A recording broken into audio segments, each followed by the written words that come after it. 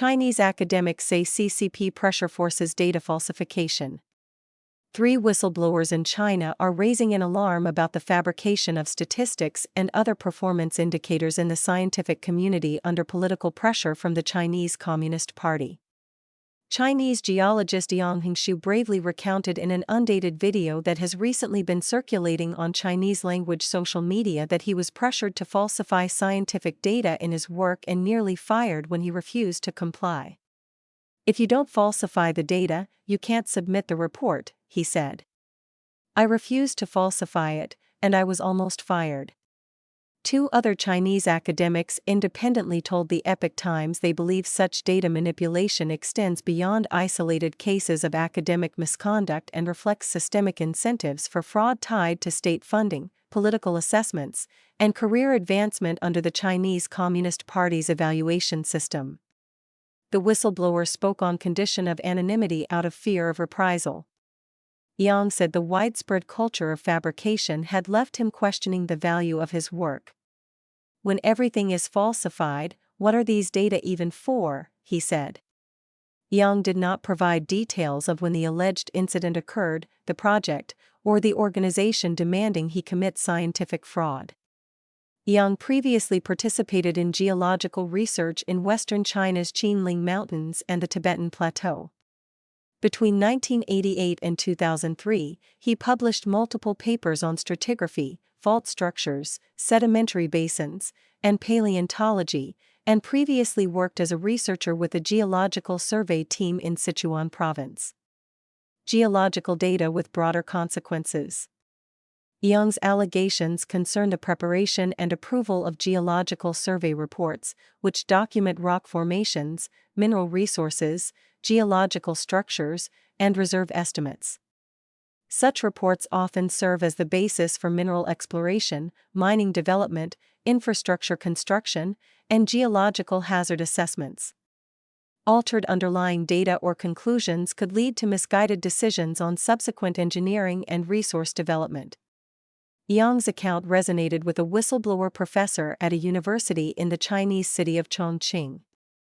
According to the professor, data fabrication is commonplace across Chinese universities because institutional evaluations determine access to government funding, policy support, and other resources. To pass evaluations, almost everything is falsified, he told the Epoch Times.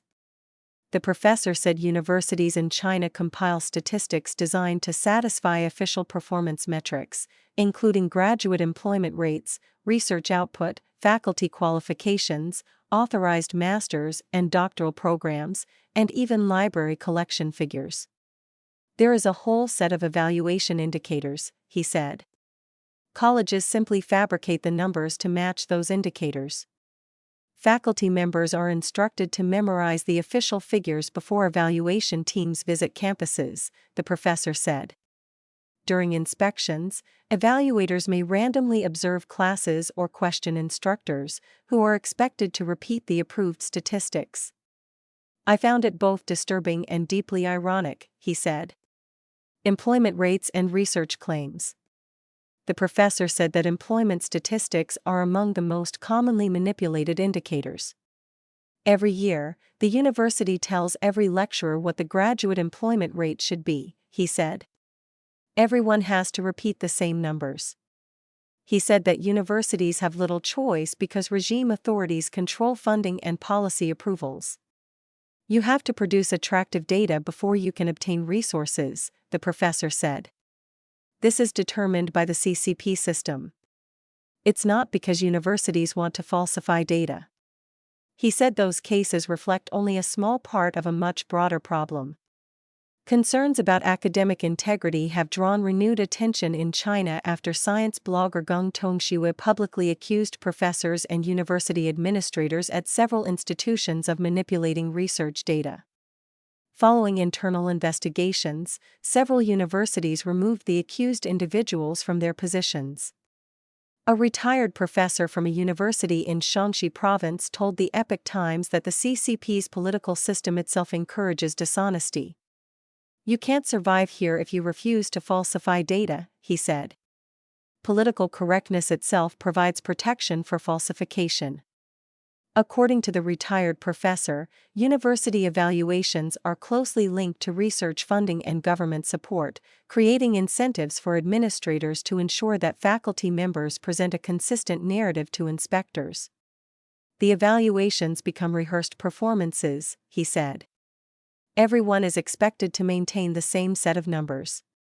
Speaking out carries a cost. The retired professor told the Epoch Times that academics who refuse to cooperate or who publicly criticize the system often face long-term consequences in their career. About 20 years ago, he published an article criticizing academic fraud in Chinese universities. He said that afterward, his applications for promotion and graduate advisor qualifications were repeatedly blocked. In one instance, several of his former students were approved as graduate supervisors while his own application was rejected despite meeting the formal requirements. My colleagues were furious and confronted the university president, the retired professor said. The president admitted it wasn't because I lacked the qualifications. They simply weren't going to let me supervise graduate students. He said the consequences extended well beyond promotions.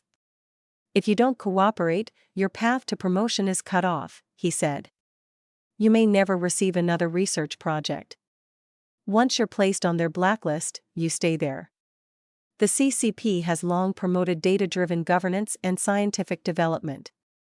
But the accounts from Yang and the two professors suggest that, in the absence of independent oversight, institutional autonomy, and public accountability, data can become a tool for securing political approval and government resources, while those who resist or expose falsification risk professional consequences. Shui Xiaoguang contributed to this report.